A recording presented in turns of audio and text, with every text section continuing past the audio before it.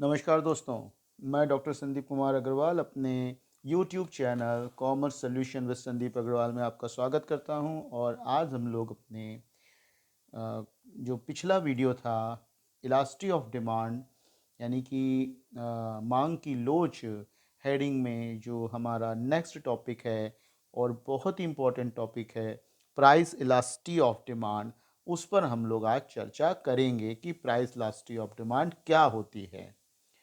इसको समझने के लिए हम कुछ एग्जाम्पल्स भी लेने का प्रयास करेंगे और पूरी कोशिश करेंगे कि आपको जितना ज़्यादा से ज़्यादा हो समझाने का प्रयास करें। बेसिकली अगर हम लोग बात करें कि मांग की जो कीमत लोच होती है वो क्या होती है, तो आज का हेडिंग है मांग की कीमत लोच। और पूरा प्रयास किया करेंगे कि आपको अच्छा से अच्छा समझ में आए। और अगर कोई भी कन्फ्यूज़न होता है तो आप मुझसे कमेंट बॉक्स में पूछ सकते हैं। मैं कोशिश करूंगा आने वाले समय में जब भी कोई वीडियो बनाऊं तो उसमें आपकी प्रॉब्लम को दूर करने की कोशिश करूं। तो अब आज का वीडियो शुरू करते हैं और आज प्राइस इलास्टिसिटी ऑफ डिमांड के बारे में हम लोग आगे की बातचीत करते हैं। तो चलिए, सबसे पहली चीज़ जो प्राइस इलास्टिसिटी ऑफ डिमांड होता है ये 5 तरीके का होता है। कितने तरीके का होता है?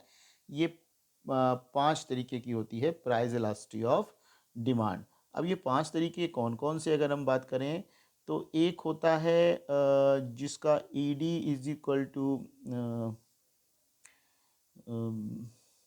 कलर बदल दें इसका, मान लीजिए एक होता है जो कि E D is equal to, जिसको हम कहते हैं ज़ीरो होता है। एक होता है E D is equal to infinite होता है। एक होता है E D is equal to less than one होता है। एक E D is equal to one होता है और एक E D is equal to more than one होता है। क्या होता है? मोर देन वन होता है। तो ये मोर देन वन हो गया, ये लेस देन वन हो गया। तो ये 5 तरीके की होती है। ये क्या है क्या नहीं है इनके बारे में अब हम लोग चर्चा करते हैं। तो चलिए अब हम लोग इस विषय में आगे भी समझने की कोशिश करते हैं कि ये क्या होता है। तो भैया सबसे पहले होता है परफेक्टली इलास्टिक डिमांड। क्या होता है सबसे पहले? Perfectly elastic demand. ये जो परफेक्टली इलास्टिक डिमांड की बात आ रही है इसको हिंदी में बोलते हैं पूर्णतः लोचदार मांग। ये होती है पूर्णतः लोचदार मांग। अब पहले एक बार इंग्लिश में इसको समझा देते हैं, फिर हिंदी में बात करेंगे। तो पूर्णतः लोचदार मांग या परफेक्टली इलास्टिक डिमांड क्या होती है? तो इसमें जो गौर करने वाली बात है वो ये है कि when there is a sharp rise or fall due to a change in the price of the commodity, it is said to be perfectly elastic demand. In perfectly elastic demand, even a small rise in price can result in a fall in demand of the goods to zero, whereas a small decline in the price can increase the demand to infinite या infinity भी कहते हैं। However, perfectly elastic demand is a total theoretical concept and does not find a real application unless the market is perfectly competitive and the product is homogeneous. The degree of elasticity of demand helps to define the slope and shape of the demand curve. Therefore, we can determine the elasticity of demand by looking at the slope of the demand curve. अब इसको हिंदी में भी समझ लेते हैं। देखिए, सबसे पहली चीज़ जो पूर्णतः लोचदार मांग होती है, जब वस्तु की कीमत में परिवर्तन के कारण तेज वृद्धि या गिरावट होती है तो इसे पूर्णतः लोचदार मांग कहा जाता है। पूरी तरह से लोचदार मांग में कीमत में एक छोटी सी वृद्धि के परिणाम स्वरूप वस्तु की मांग शून्य हो सकती है, जबकि कीमत में एक छोटी सी गिरावट मांग को अनंत तक बढ़ा सकती है। यानी इसका कोई बहुत ज़्यादा मतलब कि सिग्निफिकेंट नहीं होता है। दूसरी चीज़ यहाँ पर कहना ये भी है कि हालांकि पूरी तरह से लोचदार मांग कुल सैद्धांतिक अवधारणा है, यानी ये केवल एक सैद्धांतिक या थ्योरेटिकल कॉन्सेप्ट है, ऐसा होता नहीं है बस एक्चुअली में, और वास्तविक अनुप्रयोग में नहीं मिलती है जब तक कि बाजार पूरी तरह से प्रतिस्पर्धा न हो और उत्पाद समरूप न हो। मांग की लोच की डिग्री मांग वक्र के ढलान और आकार को परिभाषित करने में मदद करती है। इसलिए हम मांग वक्र के ढलान को देखकर मांग की लोच का निर्धारण कर सकते हैं। तो ये जो इतनी भी बातें इसके अंदर आई हैं, इनको और अच्छे से समझने के लिए हम इसमें एक चीज़ ये समझ लें कि कि ये पहली चीज़ तो एक चीज़ बिल्कुल क्लियर कर लेना है अपने दिमाग में कि ये जो मांग की लोच है ये काल्पनिक है। क्या है ये काल्पनिक है, ये एग्जिस्ट नहीं करती है, सच्चाई तो यही है और वास्तविक जीवन में ऐसा नहीं होता है। लेकिन अगर इसको हमें आपको समझाना है तो इसको समझाने के लिए हम एक एग्ज़ाम्पल ले सकते हैं जिसको कि हम यहाँ पर आप समझा सकें। अब ये बात तो बिल्कुल सही है कि जब ये एग्जिस्ट ही नहीं करती है तो जो एग्ज़ाम्पल होगा वो भी काल्पनिक ही होगा। तो मान लो कि हमने ले लिया प्राइस और हमने ले लिया क्वांटिटी। अब प्राइस और क्वांटिटी, पहले हमने प्राइस रखा 15 और हमने उसके बाद भी जो है प्राइस जो है जब 15 रखा तो ये हमारा हो गया, इसमें क्वांटिटी थी 25 और फिर हमने प्राइस फिर 15 ही रखा और अब क्वांटिटी हो गई 10।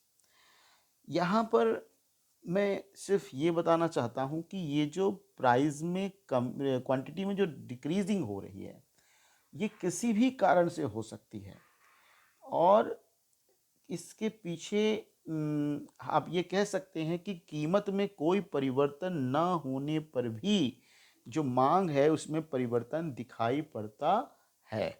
और ऐसी कंडीशन में क्या होगा कि जो आपका मांग वक्र बनेगा वो कुछ ऐसा बनेगा, मांग वक्र कुछ ऐसा बनेगा। यानी कि यहाँ पर क्वांटिटी हो जाएगा, यहाँ पर प्राइस हो जाएगा और डी डी तुम्हारा एक हॉरिजेंटल लाइन की तरीके से बनेगा जिसको हम लोग पूर्णतः लोचदार मांग कहते हैं। यहाँ पर चित्र के द्वारा इसको दिखाया गया है, इसमें सीधा कहा है a flatter curve will represent a higher elastic demand, thus the slope of the demand curve for a perfectly elastic demand is horizontal। एक सीधा वक्र एक उच्च लोचदार मांग का प्रतिनिधित्व करेगा। इस प्रकार एक पूर्ण लोचदार मांग में या पूर्ण लोचदार मांग के लिए जो मांग वक्र होगा वो बिल्कुल हॉरिजेंटल होगा। हॉरिजेंटल का मतलब होता है कि एक्स एक्सिस के पैरेलल, क्या कहा जाता है, एक्स एक्सिस के पैरेलल। ये आपका होता है ओ एक्स एक्सिस और ये होता है O Y axis. Vertical axis जो होता है ओ वाई होता है और हॉरिजेंटल एक्सिस जो होता है ओ एक्स होता है। तो यह जो एक्सिस है ये हॉरिजेंटल एक्सिस के ही हमेशा पैरेलल रहेगी और ये सबसे बड़ा पहचान है कि अगर ऐसा चित्र आपको दिखाई पड़े तो बिना किसी भी डाउट के आप इसे परफेक्टली इलास्टिक डिमांड कह सकते हैं। और ये ध्यान रखिएगा ये एक काल्पनिक अवधारणा है, ऐसा एग्जिस्ट नहीं होता है। अब हम आते हैं परफेक्टली इन इलास्टिक डिमांड पर। ये भी बहुत इम्पॉर्टेंट है और इसको समझना भी बहुत आसान है। इनमें इसको पूर्णतः बेलोचदार मांग कहते हैं। क्या कहते हैं इसको? पूर्णतः बेलोचदार,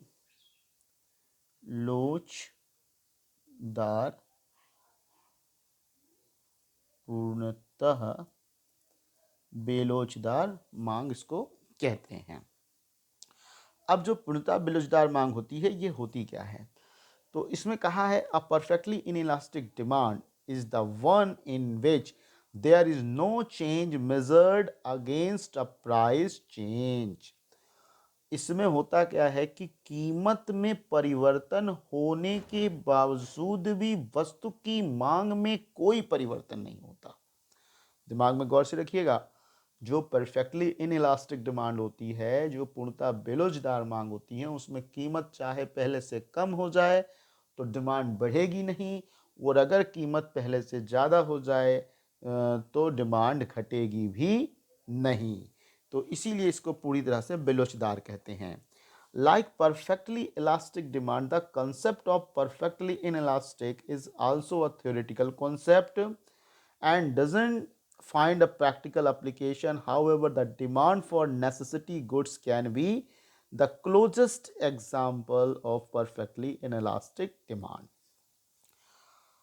इन्होंने कहा है कि परफेक्टली इलास्टिक डिमांड की तरीके से परफेक्टली इनइलास्टिक डिमांड के भी एग्जाम्पल आपको बहुत कम ढूंढने में मिलेंगे, या ये बहुत कम एग्जिस्ट करती है, या कहें कि कुछ जो आवश्यक आवश्यकताएं होती हैं उनका जो आवश्यक आवश्यकताएं भी क्या कहें, मतलब कि ये कुछ ऐसी चीज़ें जिनको ना तो हम सीमा से कम यूज कर सकते हैं ना तो सीमा से ज़्यादा यूज कर सकते हैं, उन चीज़ों को इसमें शामिल किया जाता है।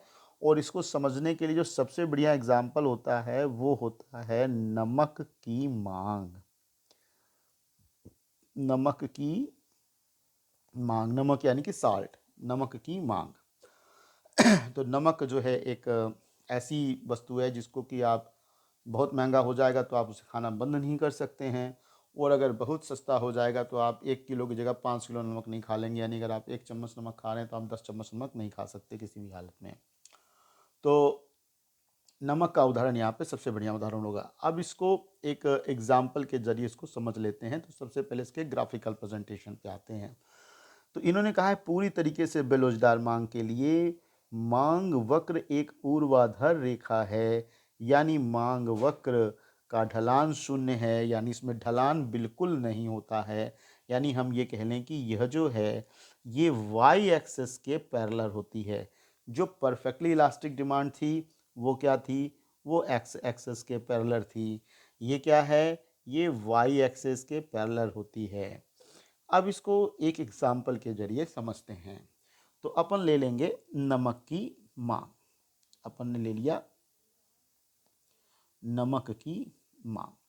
अब मान लो जब नमक का प्राइस जो है वो 10 रुपये है तो हम 2 किलो नमक यूज करते हैं, और जब नमक का प्राइस बढ़कर 15 रुपये हो गया तो भी हम कितना नमक लेंगे, तो भी हम 2 किलो नमक ही प्रयोग करेंगे।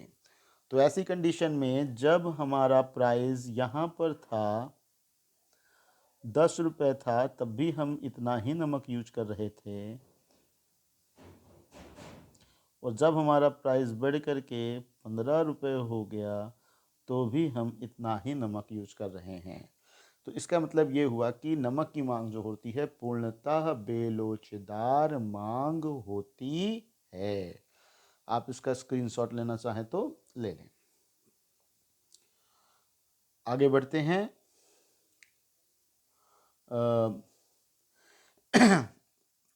इसमें एक चीज़ और बच गई है, वो भी कराते चलें। तो सबसे पहले एक काम और थोड़ा रुक गया है उसको, इसमें होता है कि इसमें एक इक्वेशन होता है इसको मांग की लोच को नापने का। तो वो जो इक्वेशन होता है वो क्या होता है उसको देखते चलो ज़रा सा। सबसे पहले मैं आ गया हूँ अपने परफेक्टली इलास्टिक डिमांड में। तो उसका जो फॉर्मूला होता है वो होता है E D is equal to delta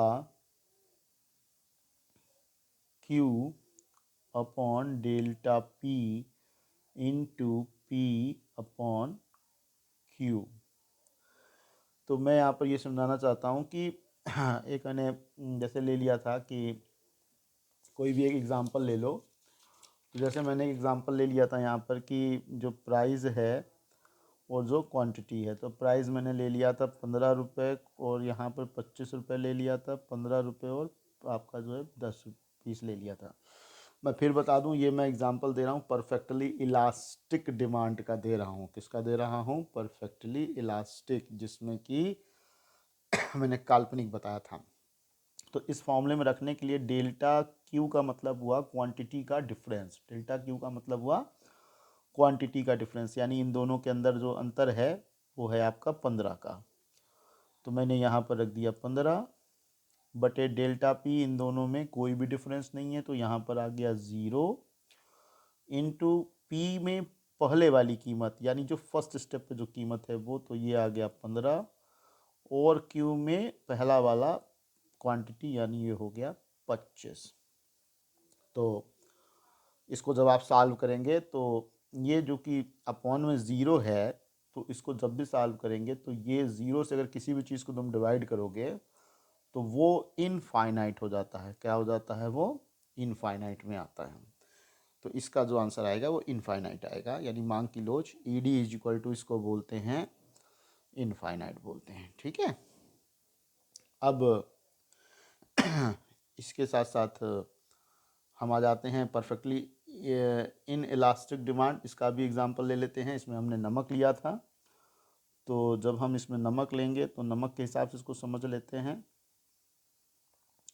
नमक के हिसाब से प्राइस और क्वांटिटी ले लेते हैं। तो हमने इसमें बताया था आपको कि प्राइस जो है मान लीजिए 10 रुपये है तो भी हम 2 किलो नमक खाते हैं, और प्राइस अगर 15 रुपये हो गया तो भी 2 किलो नमक खाते हैं। तो E D is equal to क्या हो जाएगा? Delta Q upon delta P into P upon Q. तो यहाँ पर आ जाओ। सबसे पहले क्वांटिटी का डिफरेंस जो कि 0, प्राइस का डिफरेंस 5, पहला वाला प्राइस और पहली वाली क्वांटिटी। तो पहला वाला प्राइस हो गया 10 अपॉन पहले वाली क्वांटिटी हो गई 2। अब देखिए यहाँ पर ऊपर 0 है, तो जब भी इक्वेशन में 0 होता है तो उसका आंसर क्या होगा? उसका आंसर 0 ही आता है। तो इसकी जो E D is equal to होगी वो क्या होगी? E D is equal to 0 होती है परफेक्टली इन इलास्टिक डिमांड की। आई होप ये दोनों आपको समझ में आ गया होगा। अगर आप चाहें तो इसका स्क्रीनशॉट ले लें।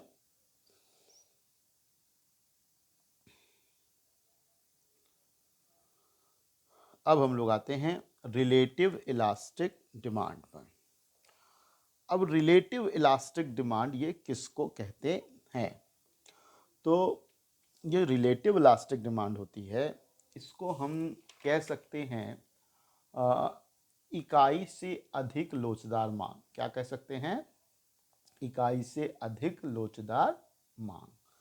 अब ये क्या होती है इकाई से अधिक लोचदार मांग? रिलेटिव इलास्टिक डिमांड में इन्होंने ये बताया है कि relative elastic demand refers to the demand when the proportionate change in the demand is greater than the proportionate change in the price। यानी कि मूल्य में जो परिवर्तन होता है उससे मांग में कहीं ज़्यादा परिवर्तन हो जाता है। यानी मूल्य थोड़ा कम हुआ लेकिन मांग बहुत ज़्यादा बढ़ गई, या मूल्य थोड़ा बढ़ा और मांग बहुत ज़्यादा कम हो गई, ऐसा कुछ भी इसमें हो सकता है। अब इसमें देखने की बात यह है कि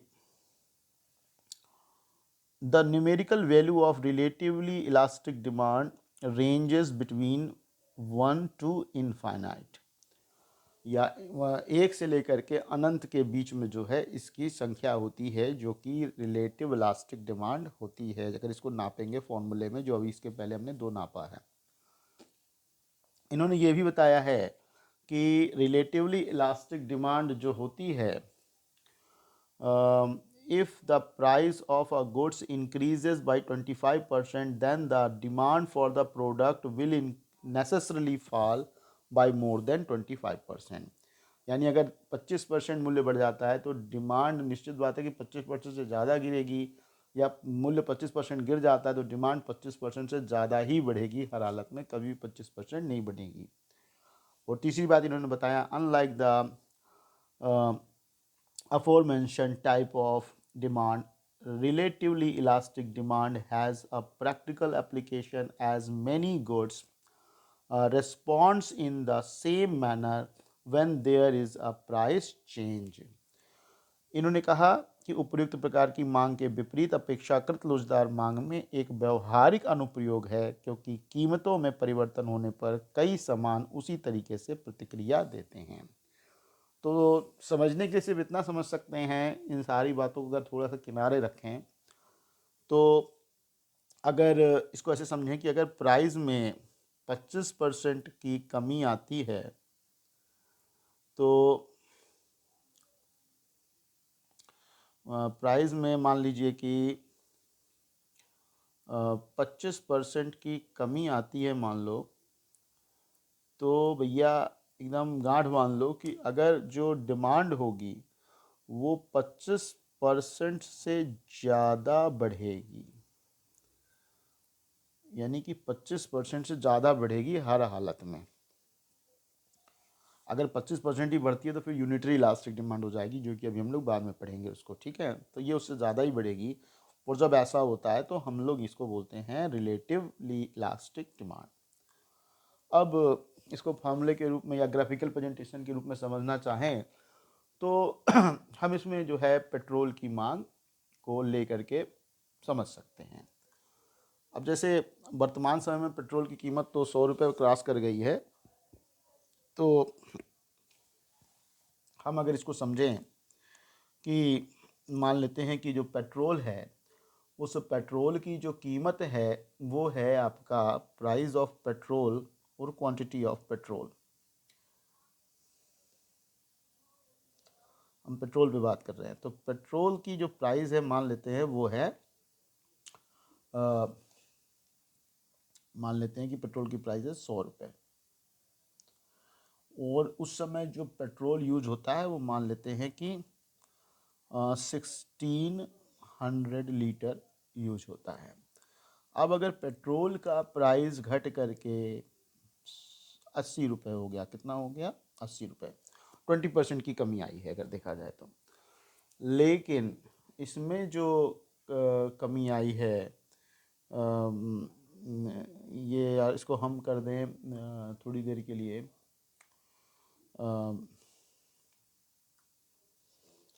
इसको हम बढ़ा दे रहे हैं, प्राइस जो है हम इसको कर दे रहे हैं 150 रुपये मान लो हो गया। मान लो नहीं हुई व्यवस्था, मोदी जी प्रयास कर रहे नहीं कर पाए, तो मालूम पड़ा कि जब 50% कमी हुई, बढ़ोतरी हुई, तो ये जाकर के हो गया 400 यूनिट बिकने लग गया, यानी कि बहुत ज़्यादा लोगों ने कम कर दिया। तो इसमें होगा क्या कि जब इस कर्व को आप बनाएंगे तो सबसे पहले जो आपका मूल्य था वो था आपका 100 रुपया,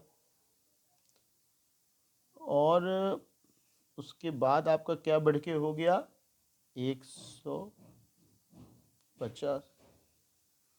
समझ में आया? तो पहले आपका क्या था, पहले आप 1600 यूनिट यूज करते थे, अब आप कितना यूज कर रहे हैं, अब आप 400 यूनिट यूज कर रहे हैं। तो इसमें जो कर्व बनेगा वो देखो एक बहुत ही जिसको हम कह दें कि धीरे धीरे ढलान, जैसा कि आप देखते हैं इसमें आसान से गाड़ी चढ़ जाए, धीरे धीरे ढलान दिखाई पड़ता है इस कर्व में।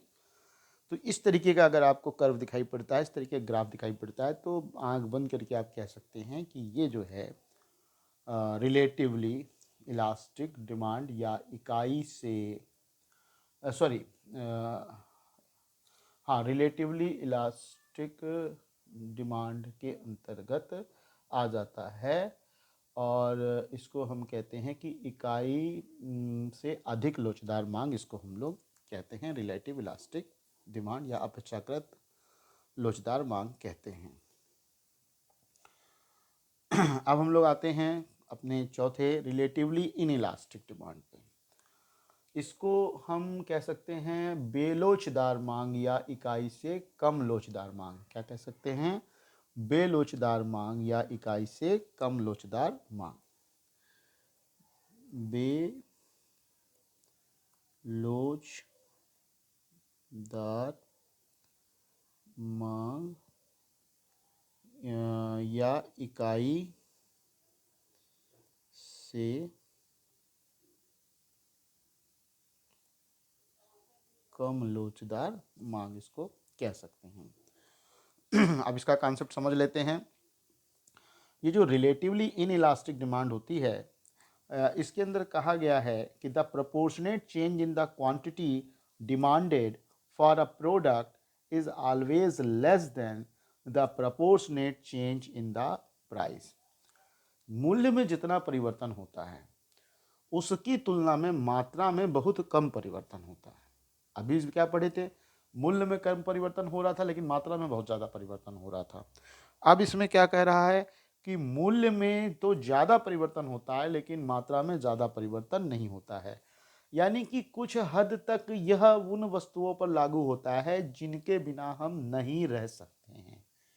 मूल्य बढ़ने पर हम उनकी मांग को थोड़ा कम तो कर सकते हैं लेकिन हम उन्हें पूरी तरीके से मूल्य के हिसाब से कम नहीं कर सकते हैं। इसमें अगर हम चाहें तो चीनी की मांग ले सकते हैं, जो कि चीनी एक बहुत इम्पॉर्टेंट प्रोडक्ट है किसी भी परिवार के लिए, किसी व्यक्ति के लिए। और अगर आपको शुगर की बीमारी नहीं है तब तो चीनी बड़ी पसंद होगी, इसमें कोई दो राय नहीं है। और जिनको शुगर की बीमारी होती है उनको ज़्यादा ही पसंद होती है। तो चीनी जो है एक ऐसा उदाहरण हो सकता है कि जिसमें अगर मूल्य बहुत ज़्यादा भी बढ़ जाता है तो हम उसका डिमांड एक सीमा से ज़्यादा घटा नहीं सकते हैं। और अगर चीनी का मूल्य बहुत ज़्यादा कम हो जाता है तो भी हम एक सीमा से ज़्यादा उसको बढ़ा नहीं सकते हैं, क्योंकि नमक की तरीके से चीनी भी एक सीमा तक ही आप खा सकते हैं। बहुत ज़्यादा खाएंगे तो फिर वो नुकसान करने लगेगा। तो इसमें जो है यही कहने की बात है कि चाहे मूल्य में कितना भी कमी या बढ़ोतरी हो जाए, उस अंदाज में मात्रा में या डिमांड में कोई भी परिवर्तन नहीं होता, कम होता है। एग्जाम्पल में उन्होंने कहा है कि if the price of a goods goes down by 10%, the proportionate change in its demand will not be beyond 9.9%। यानी 10% अगर मूल्य गिर जाता है तो उसके मात्रा में 10% से कम ही उछाल आएगा। 10% से ज़्यादा उछाल, और सॉरी 9.9% से कम ही उछाल आएगा। 9.9% से ज़्यादा कभी नहीं आएगा, क्योंकि अगर 10% मूल्य गिरा और 10% अगर आपकी मांग बढ़ गई तो फिर वो यूनिटरी इलास्टिक डिमांड होती है। तो वो तो यहाँ पे होना नहीं है। इसलिए इसका जो है कि 10% अगर मूल्य घटा तो 9.9% से ज़्यादा किसी भी हालत में डिमांड नहीं बढ़ेगी। यानी कि 7% हो सकती है, 3% हो सकती है, 5% की बढ़ोतरी हो सकती है, लेकिन कभी भी 10% मूल्य घटने पे 10% की बढ़ोतरी नहीं होगी। इसको हम इस ग्राफ के जरिए से समझ सकते हैं। अब चूंकि आपने 3 ग्राफ पढ़ लिया है तो ये आपके लिए आसान हो गया है कि इसमें अगर देखो तो एक तीव्र ढाल बना हुआ है। क्या बना हुआ है? एक तीव्र ढाल। अभी इसके पहले वाले में क्या था? आसान ढाल बना हुआ था। आसान ढाल का मतलब है कि आपने जो है देखे होंगे इस तरह, जिसको आप कहते हैं कि धीरे धीरे ढाल होता है जिसमें गाड़ी आसानी से चढ़ जाती है। लेकिन ये क्या है? ये तीव्र ढाल है। और ये तीव्र ढाल इस बात को इंगित करता है कि मूल्य में तो बहुत ज़्यादा परिवर्तन हो रहा है। देखिए ड्रास्टिक चेंज हो रहा है। मूल्य में क्या हो रहा है? मूल्य में तो ड्रास्टिक चेंज हो रहा है, लेकिन आपकी मात्रा में बहुत ज़्यादा परिवर्तन नहीं हो रहा है। अगर समझने के लिए इस एरो को अगर आप गौर से देखें जो ब्लैक कलर से बना हुआ है, यहाँ पर एरो की जो लंबाई है वो छोटी और यहाँ पर एरो की लंबाई बड़ी है। यानी मूल्य में परिवर्तन तो ज़्यादा है लेकिन मांग में ज़्यादा परिवर्तन नहीं हो रहा है। इसे कहते हैं बेलोचदार मांग या इकाई से कम लोचदार मांग। अब इसका भी एग्जाम्पल लेते चलते हैं, समझ लें इसको कैसे नापते हैं। तो जैसे मैंने कहा कि हम चीनी की मांग ले लें यहाँ पर। तो अगर हमने मान लीजिए चीनी की मांग ले ली, आप जो भी उचित समझें आप वो ले लें, लेकिन क्वांटिटी और कैलकुलेशन में इसमें ज़्यादा परिवर्तन नहीं आएगा। अगर हमने प्राइस और क्वांटिटी ले ली, पहला हमने ले लिया 8 रुपये प्राइस ले लिया और उसकी क्वांटिटी हमने 10 ले ली। उसके बाद हमने प्राइस 18 रुपये ले लिया और क्वांटिटी हमने ले ली 8। अब देखो मूल्य बढ़ा तो मांग कम हुई, लेकिन मूल्य अगर देखा जाए तो 50% से ज़्यादा बढ़ गया। 8 दूनी 16 होता है, 18 हो गया। तो यहाँ पर जो है बल्कि दुगना हो गया, मूल्य दुगने से ज़्यादा हो गया यहाँ पर। लेकिन जो कमी आई केवल और केवल 20% की ही कमी आई है। तो जब इसको हम नापेंगे तो E D is equal to delta Q upon delta P into P upon Q में, तो इसमें हम सबसे पहले क्वांटिटी का अंतर है 2 बटे मूल्य का अंतर है 10 इंटू पुराना जो मूल्य है वो है 8 बटे जो पुरानी मात्रा है वो है 10। तो इसको जब आप कैलकुलेट करेंगे तो ये जो कैलकुलेशन के बाद आ जाएगा 0.16, जो कि 1 से कम है, और 1 से कम है यानी कि ED इज इक्वल टू 0.16, या हम इसको कह सकते हैं ED इज लेस देन 1 भी इसको हम कह सकते हैं। तो ये आपका परफेक्टली इन इलास्टिक डिमांड कहलाती है। आगे बढ़ते हैं और आज का 5वां और आखिरी यूनिटरी इलास्टिक डिमांड, जिसको 2 बार हमने इसका नाम लिया था, और लगभग आपको समझ में भी आ गया होगा कि मूल्यों में अगर 10% की कमी होती है तो मांग में 10% की बढ़ोतरी हो जाए, या मूल्यों में 10% की कमी होती है, मूल्यों में 10% की वृद्धि होती है तो मांग में 10% की कमी हो जाए। तो यहाँ पर जब जिस प्रोपोर्शनेट में मूल्य में परिवर्तन होता है उसी प्रोपोर्शनेट में अगर मांग में भी परिवर्तन हो तो इसे हम यूनिटरी इलास्टिक डिमांड कहते हैं। जैसा यहाँ पर लिखा है, when the proportionate change in the quantity demanded for a product is equal to the proportionate change in the price of the commodity, it is said to be unitary elastic demand. इसकी जो numerical value होती है वो 1 होती है, यानी ED equal to 1 आता है।